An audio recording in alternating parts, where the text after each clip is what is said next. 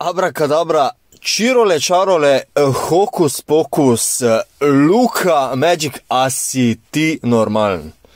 Kaka predstava, pa kaj si ti malo nor? Pa na Štajerskem bi rekli, pa ti si vun spicek, ale, res. Pa to, kaka predstava, in to na božično noč, božičen večer, ameriški, kjer oni dajo to neverjetno napumpajo zadevo, in ti v faco Bookerju in Durantu daš, ma kaj bi govoril, kak čisten excited, resen čist not padel v to tekmo zjutraj o 4:30 dalje, ma kdo pa ni, mislim, kaj je danes začaral Luka, celi Phoenix, celo ligo, 2 zvezdnika, ko božično darilo zavito v najlepši papir, ko samo potem, ko najmanjši otrok otvrčiš tisti papir dol, tak je lepo zgledlo, ko je Booker malo zajokal vmes. Prisežem. Malo sem se ne sram, ampak ja, malo mi pa tudi paše, prisežem. V glavnem, če ste tukaj prvič oziroma vnovič, lepo povabljeni, da se naročite na moj kanal Greg Skort za podobne analize in podobna druženja ob komentarjih spodaj, vas že zdaj povabim, še za naslednjič, da ne zmodite tematik. V glavnem, vabljeni, da se naročite. Aleluja. 50 točk, 14 skokov, 8-16 met za 3, 15-25 vse skupaj, 12 prosti meti. Kaj sem še omenil, da je dodal še 6 skokov, 4 ukradene žoge, 3 blokade v 43 minutih in zmaga na božično noč v gosteh.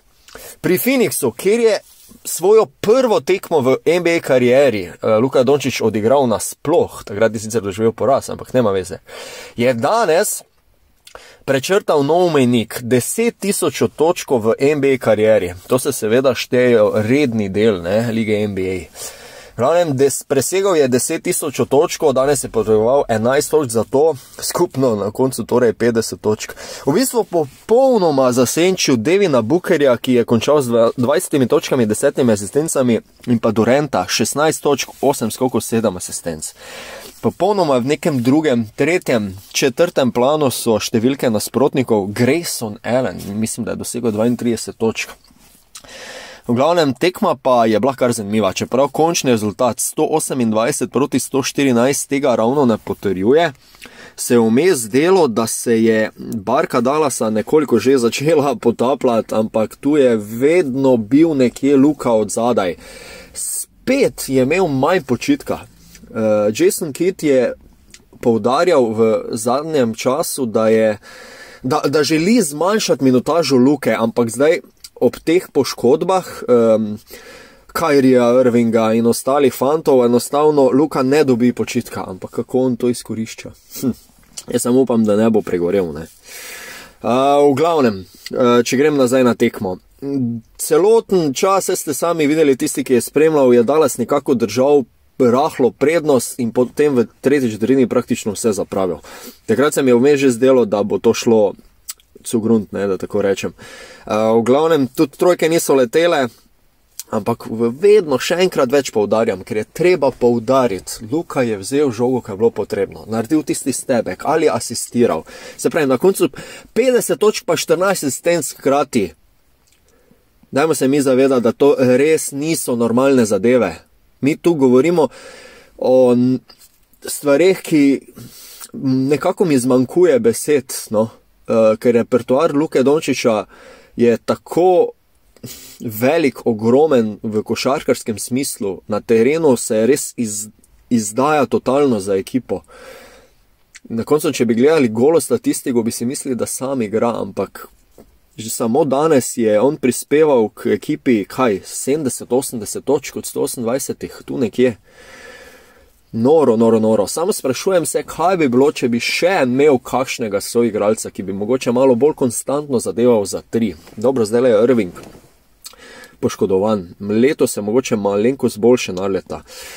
Tu je Lively, ki odlično se doje z Luko. Malo mu je predvsem danes, oziroma kar fejsma je zmanjkalo v obrambi, ampak nasploh se fajn čutita. Dante Exum v zadnjem času hudičevo upravičuje zaupanje Jasona Kidda. In ja, mogoče se je ekipa nekoliko najdla, par porazov mes je bilo, malo težje nasprotniki tudi, ampak ok, ob takšnih predstavah je vse pozabljeno, ker tole je torej res idealno za vesel Božič. Ja, vsem vesele praznike, zdaj že iztegajoče se, ki praznujete, ampak vendarle, no. Ja, nekaj časa se nismo slišali. Zdajle, kaj je novega, ja, nič ekstra. Dallas drži tisto neko pozicijo na lestvici v zgornjem delu zahodne konference, tam 4., 5. mesto konstantno. Zdajle, če se še malo ostalih moštev dotaknem, tale Detroit reveži bojo vendarle podrli tale neslaven rekord, mislim, da več kot 26 zaporednih porazov, bogi reveži res. Boston je pa izredno močen, kar se je že danes videlo proti Lakersom, no. Tako da mogoče tole, ker že res dolgo nismo spregovorili. V vsakem primeru, do konca novega leta so tukaj za Dallas še 3 srečanja, in sicer proti Clevelandu, Minnesoti, ki je fenomenalna v letošnji sezoni, in pa proti Warriorsom, ki so tudi danes izgubili tole božično srečanje svoje, no. V glavnem, dajte se spodaj podpisati svojim komentarjem, če ste vi slučajno spremljali današnjo res odlično predstavo Luke, kako ste jo videli, kaj vas je mogoče najbolj navdušilo. V glavnem, vabljeni k svojemu komentarju, sami si izberete, kaj boste zbrali, tako kot vedno, ne. V glavnem, kako je tole lepo videti. Luka je sicer tudi drugi na lestvici strelcev, takoj za Joelom Embiidom, ki ima sicer neprimerno več prostih metov od njega, ampak roko na srce igra odlično. Durant recimo je 3. strelec lige, ne, ki pa danes precej zmanjšal svoje povprečje, oziroma dobro, glede na število tekem ne bo precej zmanjšal, tule sem malo pretiraval, bo pa Luka svojega še malo izboljšal. Če se ne motim, je do tega srečanja dosegel 32,9 točke. Danes torej 50 točk bo še dvignil svojo bero statistično, ne, plus asistence. Ja, pa saj veste, kaj bi govoril o Luki Dončiću, ker tele presežniki že res gredo v nebo.